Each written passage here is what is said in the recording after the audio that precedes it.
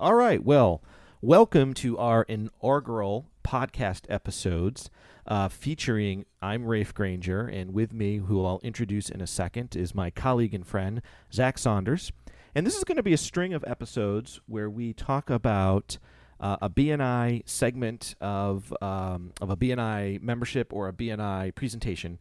We're specifically talking about either a 6-minute presentation or a 10-minute presentation. And we're going to do a little bit, just super quick bio for anybody who's listening to this and says, what the heck is Raef talking about what BNI is? I'm going to pass over to Zach, where he's going to introduce himself and introduce what BNI is, why he's in BNI.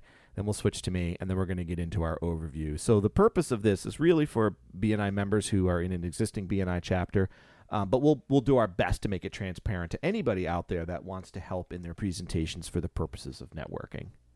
What do you think? How's that sound, Zach? Sounds good to me. All right. So let's introduce who you are. Why do you BNI? Sure. So my name is Zachary Saunders. I'm a licensed mortgage originator for Residential Mortgage Services, which is a company based out of Portland, Maine, but we have branches kind of all over the eastern part of the U.S.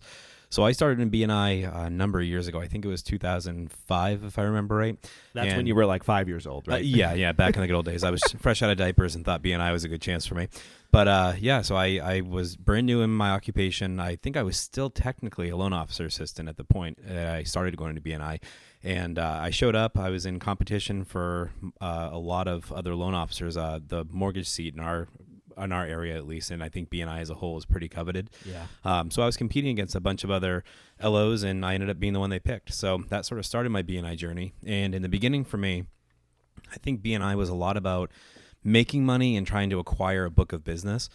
And then over the course of the last, we'll say almost decade and a half at this point, it's really transitioned for me a lot more from building a money-making aspect of my business to building more of a coaching as well as a filling out my Rolodex, like making sure that I became the go-to guy for my clientele, even if it was outside of my specific industry. To become a network source. Yeah, more or less. And it's nice now. It's really, that's bore a lot of fruit, over the course of, the last several years. It's been nice to have, clients that I maybe don't talk to as regularly as I'd like to reach out to me after 3 or 4 years and say, hey, we just had a hot water system go in our house, who do you know? Or we're looking to add pocket lights in the kitchen, who do you know? Things of that nature. And it's just it's great. It keeps me top of mind on my clients, and it keeps them top of mind with me. And how long have you been in BNI? So let's see. So I started it in 2005, so I guess that would be 14 years, give or take. Okay. And then Zach and I are what are called director consultants for our region. We're in the New Hampshire region. And what that means is we volunteer and we go around and we like to assist other chapters and teach them what we have learned, what others have taught us to make their BNI experience better, maximize their experience, and hopefully make more money. So Zach created this really great 12-point sort of checklist, knowledge list, and action list on how to make what we call in BNI our 6-minute or 10-minute presentation better. And we've been presenting that at our local roundtables, and then we realized we didn't have enough time to go into it in depth. So we decided, hey, let's do like a 12 podcast series run. And so for the purpose of this episode is we're going to just do what we call the primer. So we're just going to hit the high levels, and then you can tune in subsequent times when we record. We haven't figured out if it's going to be once a month. Probably not. Probably every other week, or heck, maybe even once a week. We don't know yet. But tune in and you'll get a 12-part series on presentations. And I don't think it's just for your showcase presentation in BNI or your feature presentation in BNI. These are, I think, tips and tricks that really transcend BNI as a whole and really go out there to, if you're presenting to a group, how do you make sure that you're maximizing the effectiveness of that presentation and hitting on the notes that are going to help you accomplish those goals? Yeah, that's a great point. All right, without further ado, what's number one? Number one. So these go in no particular order. These were kind of, this was a living document. So as we thought of these ideas or as we noticed things that became recurring problems or areas that we could tweak within presentations, we just sort of began this master list of, kind of our 12 high points. And this list has been, as short as 6 and as long as 18. And we kind of figured 12 was a good middle ground. So first point I got on the list here is making sure that you hit your big 3 goals in your presentation. The first one is always start with why.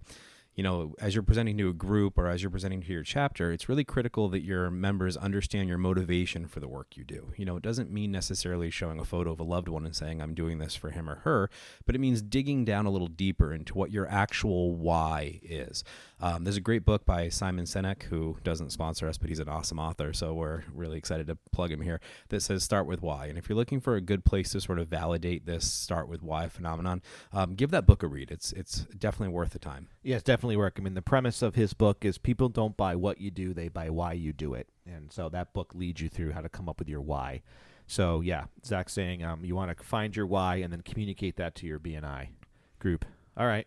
What else with number one? Well, I'd say the second of your big three goals in your presentation is, the triggers. We spend a lot of time in presentations talking about, what we do or how we do it. But remember, the goal oftentimes, specifically in a BNI context, is really educating your chapter members or the people you're presenting to on what to listen for, what to look for, what to be, expecting out there in the marketplace that is a good trigger for you.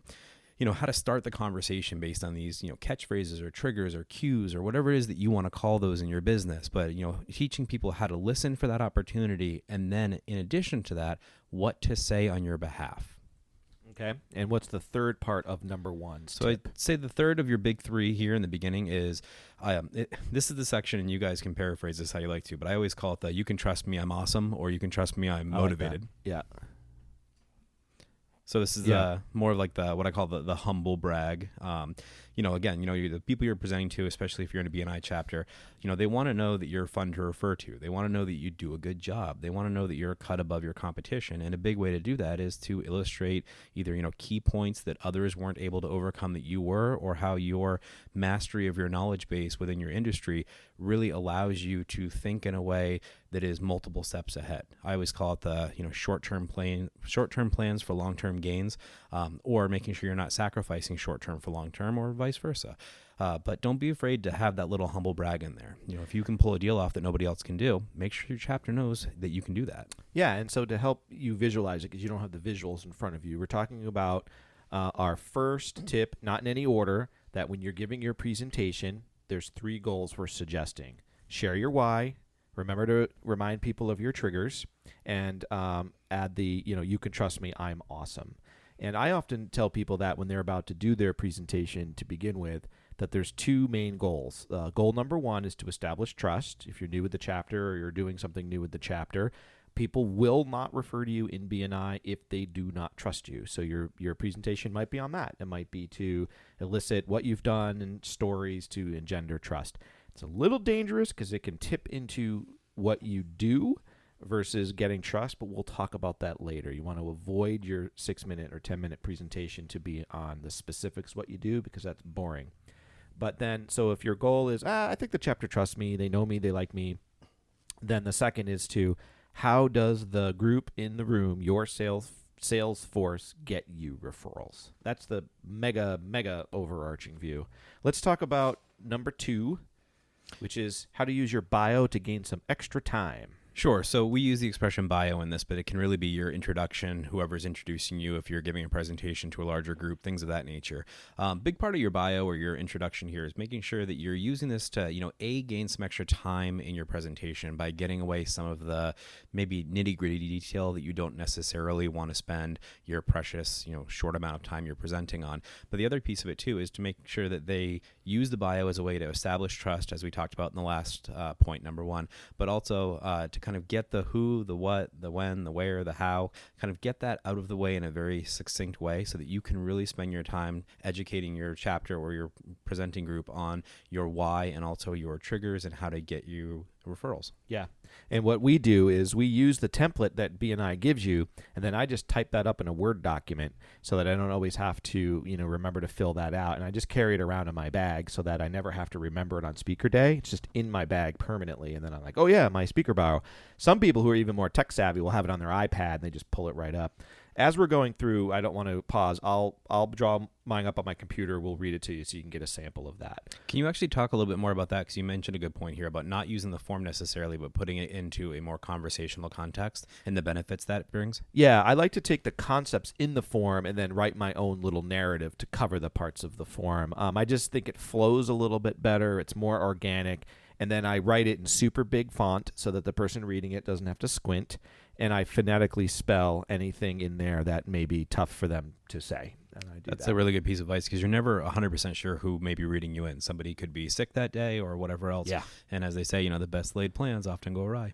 Talk about number 3, and I'll try to find my bio. Sure. So number 3 was actually kind of the big, I'll say, spark point for putting this all together, and that is interesting. Yeah, it's time goes faster than you think. I as a director, we sit in on a lot of other chapter meetings, and it's not infrequent, and I would say it doesn't happen every time, but it's darn close to every time, where somebody will be right about to the point where they say, if you can take away one thing from this presentation, it's and then beep beep beep beep beep. Exactly. You hear that buzzer going off, and then they panic. You see the sweat beads form on their brow, and the next thing you know, they're quietly making their way back to their seat, knowing that they just spent 6 minutes talking about something that wasn't as important as the 2 minutes they couldn't get to.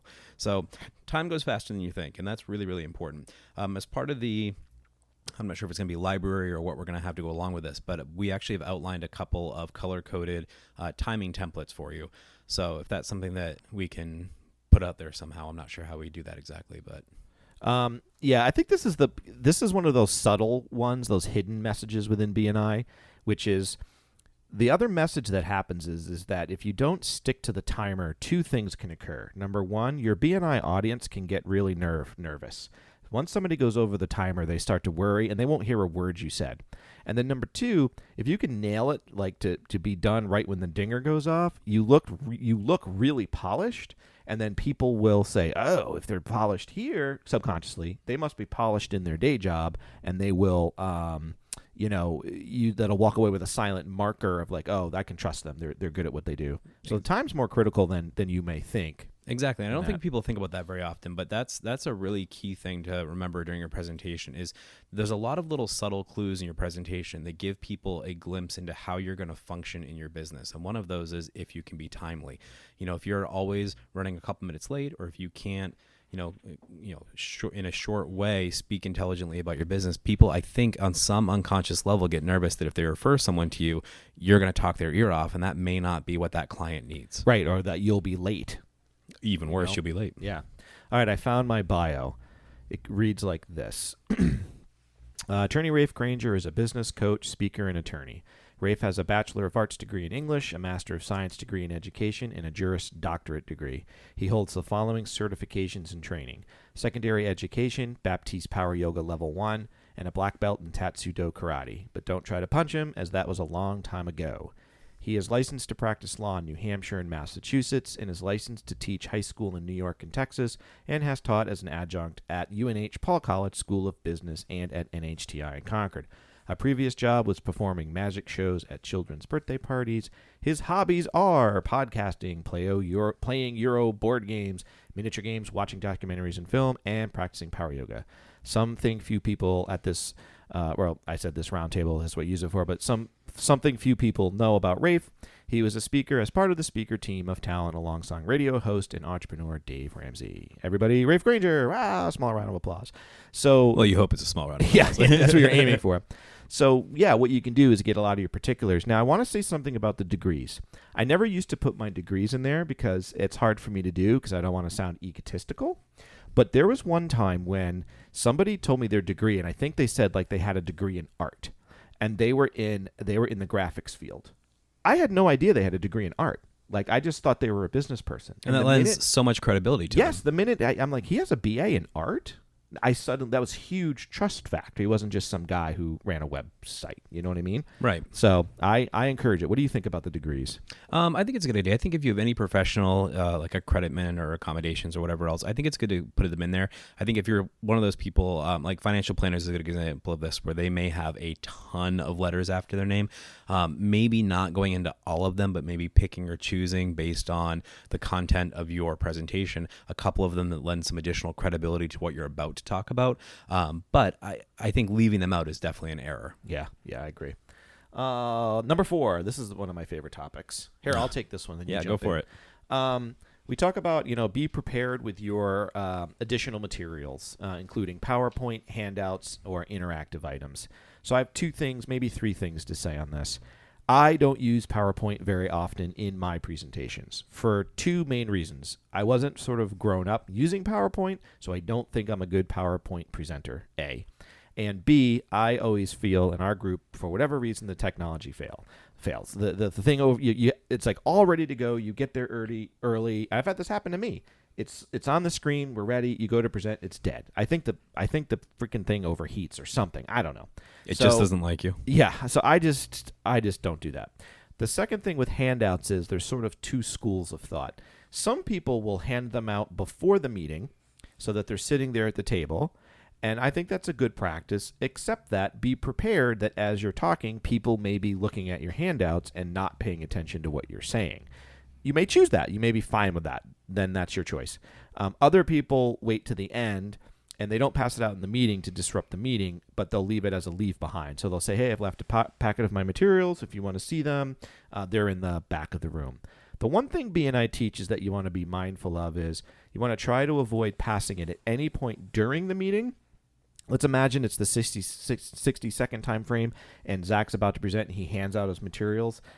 Those three people, no one is listening to those three last 60 seconds because they're looking at Zach's materials. So, what's your 2 cents? Yeah, I call that the vampire effect. It's the idea. That's a cool term. It's the idea of like, all right, I'm getting prepped for my thing.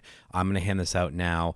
I don't care that Bob or Sue or Nancy is talking. Now, that may not be your intention, but I think especially with newer members in the chapter that don't know you that well, or especially if you're presenting to a new group that you haven't presented to yet, I think it can really feel like you're overshadowing somebody else's chance to shine by handing those out during the meeting. Yeah, even if it's not on purpose.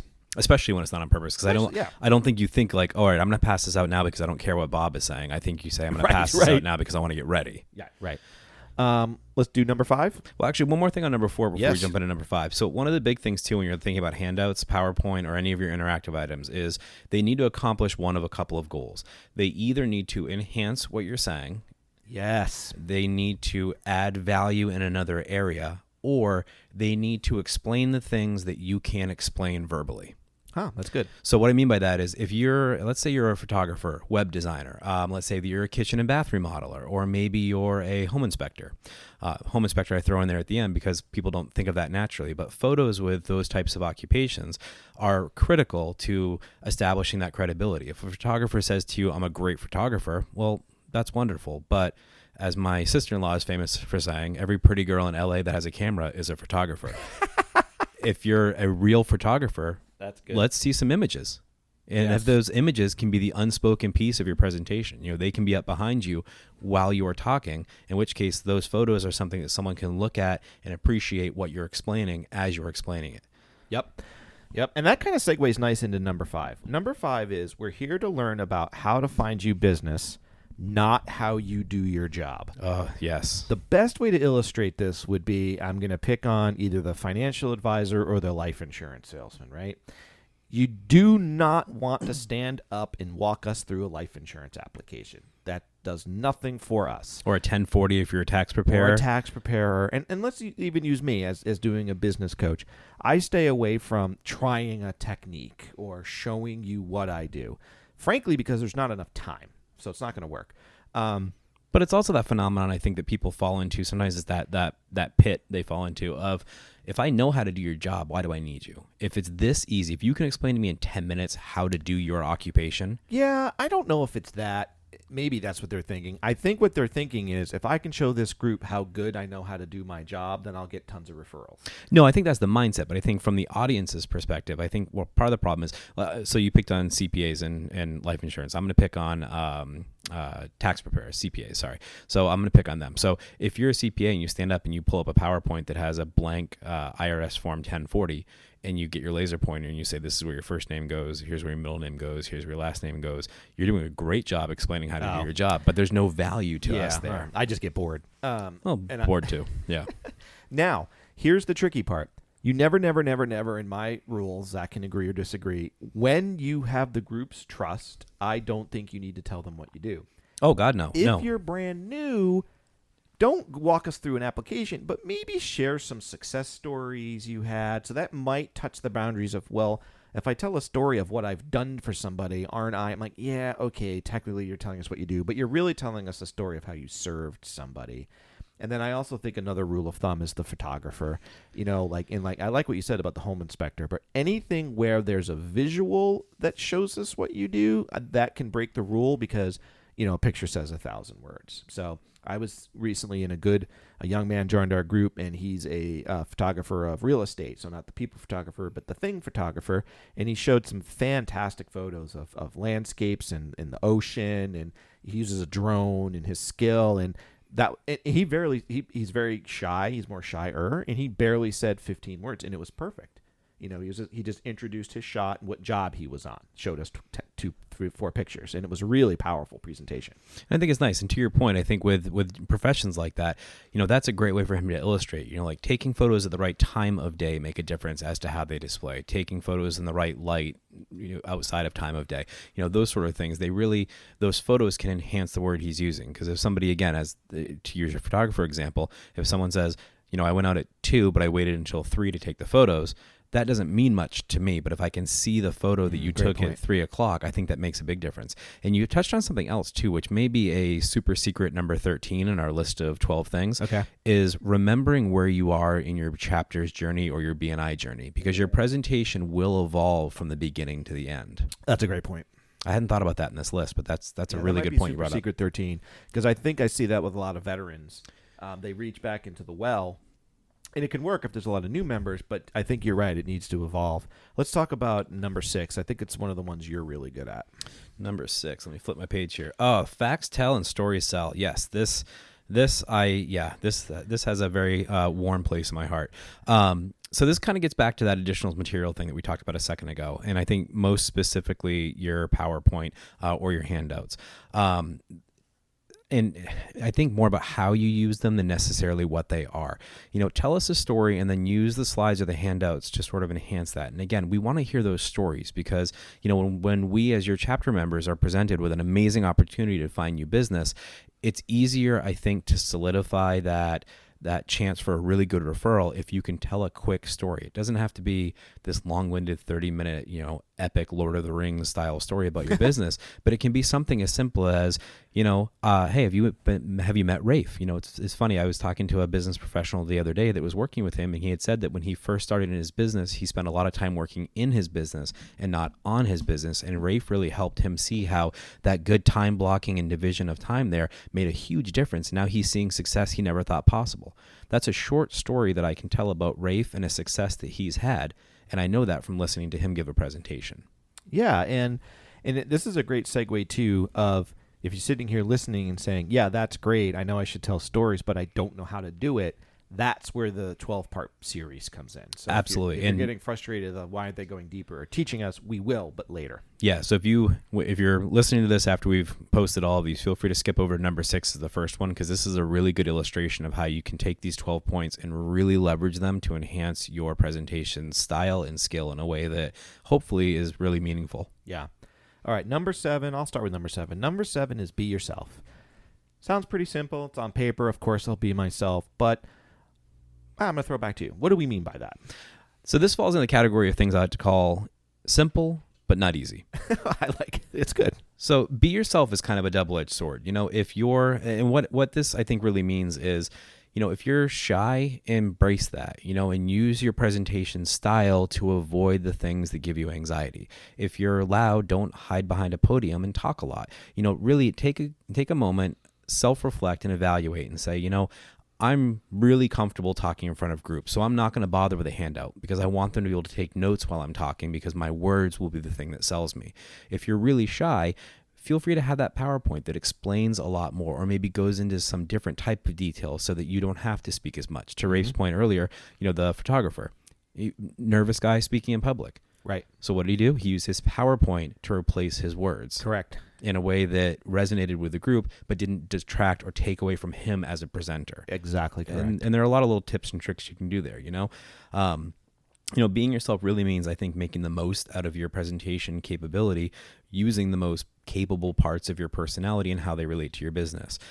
It's again, finding that thing, not to get into a long story, but when I first started presenting, I was a nervous wreck, and we'll get into more detail on this in a later podcast. But, for me, it was, I needed to find that thing that would help me. And for me, what that was is I would take a Sharpie, because I could stick my fingernail on my thumb underneath the like little retention clip on there, and it would pinch my cuticle and cause me like a tiny little bit of pain. And that would be my reminder that I'm grabbing the Sharpie too hard. That was my little silent indicator to me that my shyness was starting to bubble to the surface, and I needed to get back to that good, diligent presentation. Oh, interesting. I like that. I can't wait to hear more when we do that.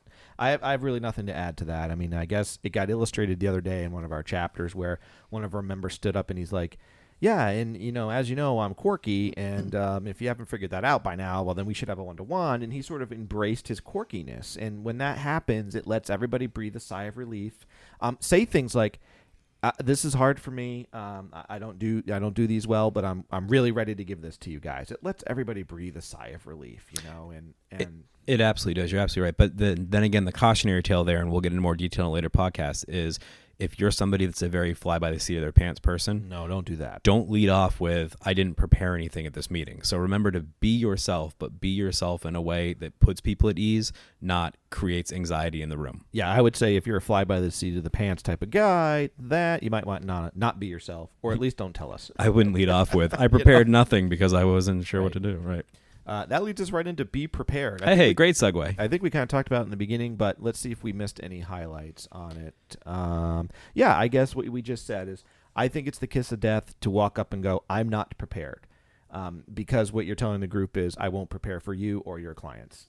That's what I hear. I think really, yeah, I think not leading off with that. And then I think the other thing too to kind of keep in mind is, especially when it comes to a presentation to either an existing chapter, or if you're new to the chapter, or whether you're at a chamber event or who knows what networking event, remember that whether this is your first or your 100th chance to speak in front of a group, it is always a first opportunity to make a good impression on someone, to solidify a relationship, or to obtain your next referral source. Yep. One of my best referrals I ever got in BNI, and I've closed a tier 4, which means I've closed this person, one more person beyond that, which would be tier 3, and another person beyond that, which is tier 4, came from a visitor that just happened to be visiting on a day that I gave my presentation, and something I said resonated with him, and that turned into a lot of business. Now, if I had just gone in and said, hey, I've been here for 10 years, and that's the mistake. These guys know me, so I can just get up there and kind of tell them what's going on. I mean, that's a real chance to shoot yourself in the foot. And the only other thing on be prepared, and I will tell you this, whether you are new, old, experienced, inexperienced, I don't care if you're a professional speaker or somebody who's never talked in front of more than 3 people. It doesn't matter how smart you are, how good you are on the fly, or how fast you can think on your feet. Correct. You need to be prepared for your presentation. Correct. And for some of us, that's weeks, and for others of us, that's days. But any prep work is better than no prep work, and you are far more likely to go over your time if you're not prepared. Or, as we touched on in the timing segment, you're far more likely to leave that last most important item on the floor and not get to it if you're just relying on your own ability to wing it. And I fall into the extrovert category, and I tell all my extroverts, being an extrovert doesn't mean you're prepared.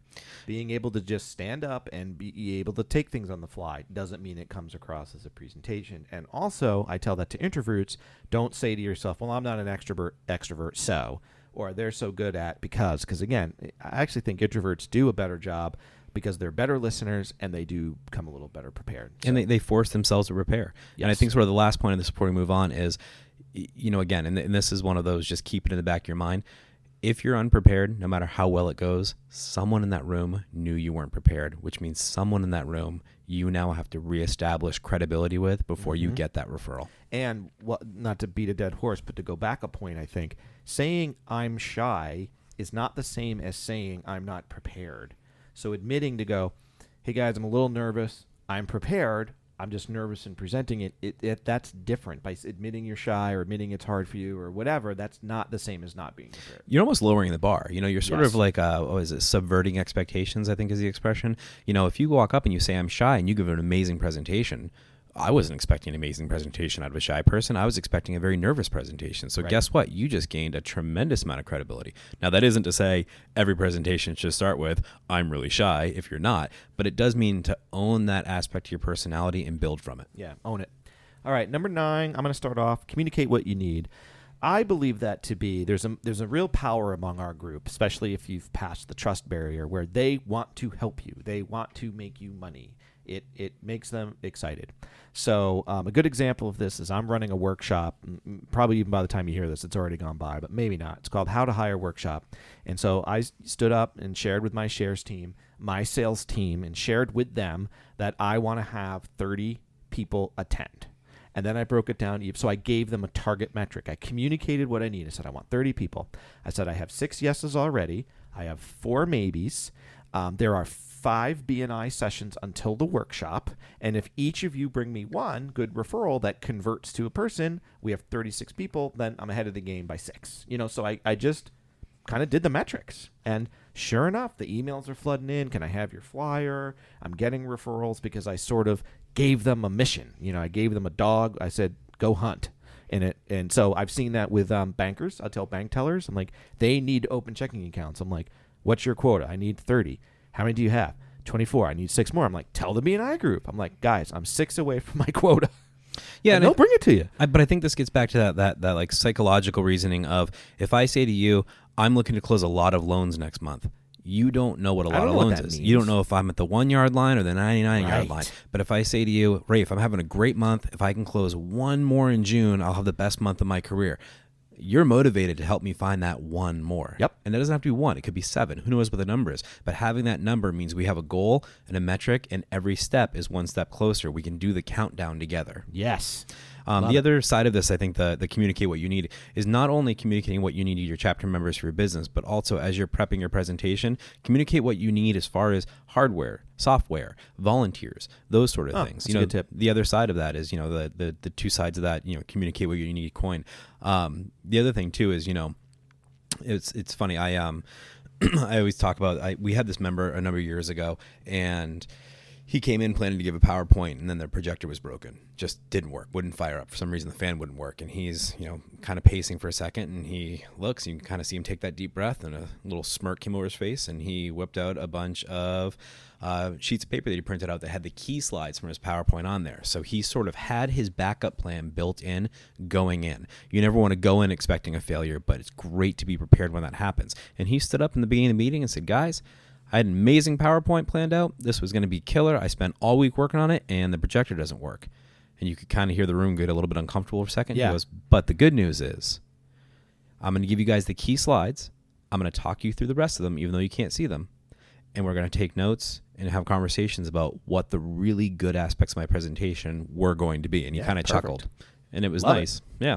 Let's do number 10. Do not try to be all things to all people. This drives me crazy in presentations. What do you mean? Okay, so let's assume, let's see, who haven't we picked on yet? Let's pick on real estate agents. We haven't picked on real estate agents real yet. estate agents. Okay, so your average real estate agent can do listings. They can do buyers. Some of them can do commercial listings. Some of them do commercial buyers. Some of them do first-time home buyers. Some of them specialize in new construction. Some of them do foreclosures.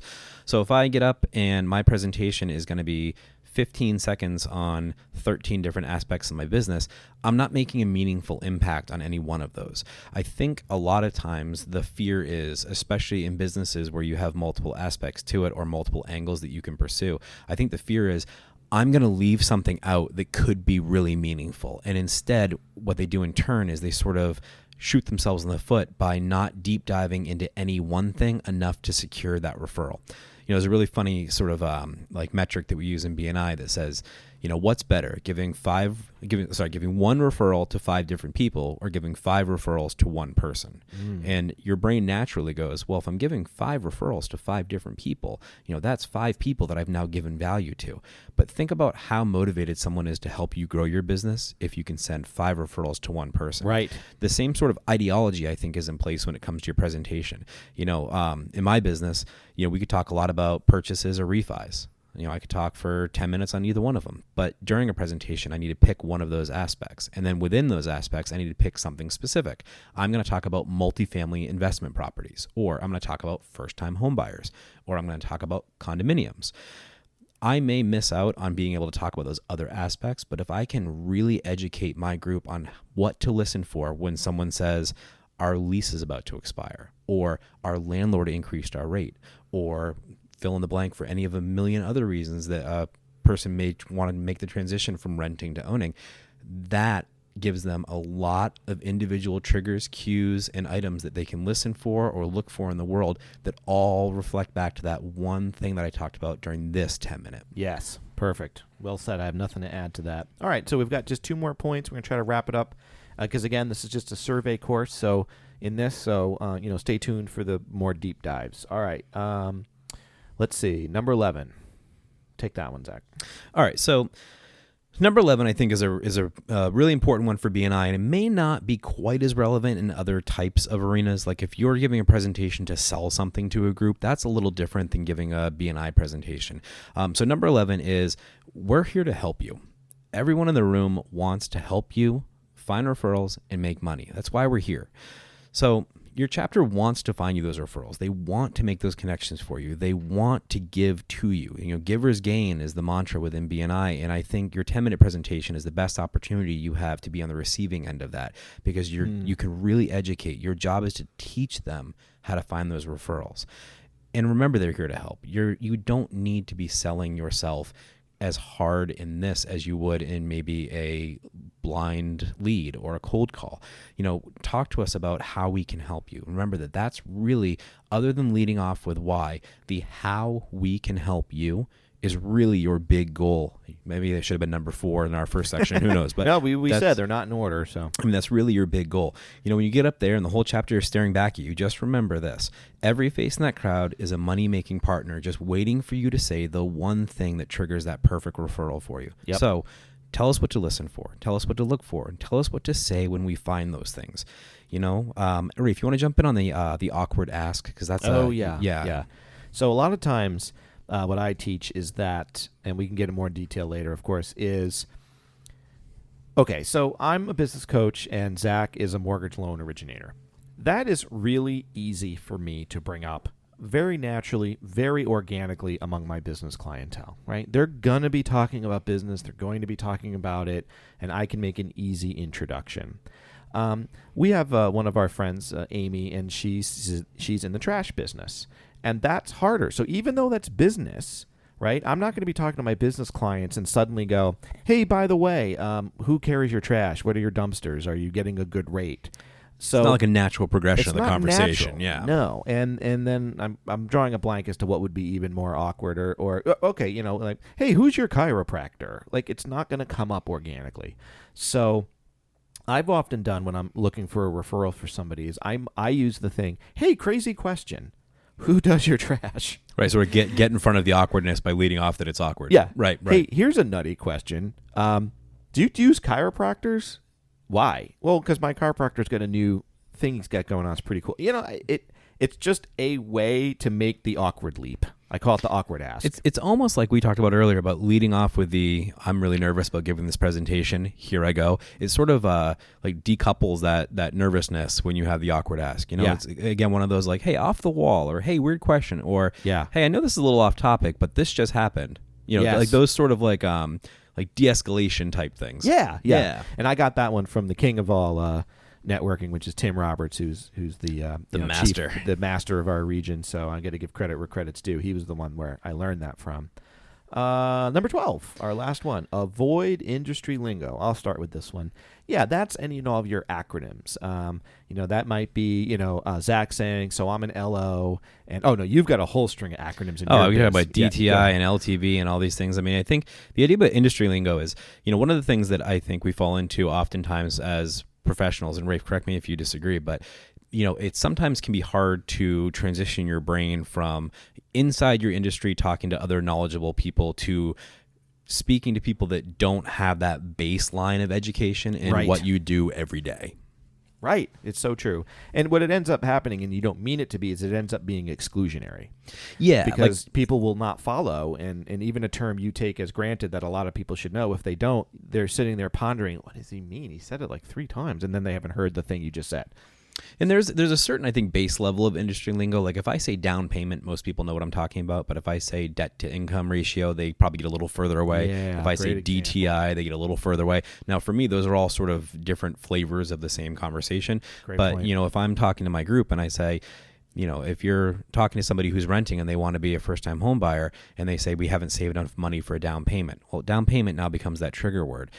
But if my presentation is based around high LTV, high DTI loans, that's me saying the same thing, but I'm saying it in a way that I understand. Right. My team understands, my underwriter understands, but you out in the world aren't going to see somebody who says we're trying to save money for down payment and go, oh, I just listened to this presenter who talked about these wonderful high LTV, high DTI loans that the government backs. It doesn't work. It's not going to resonate. Yeah.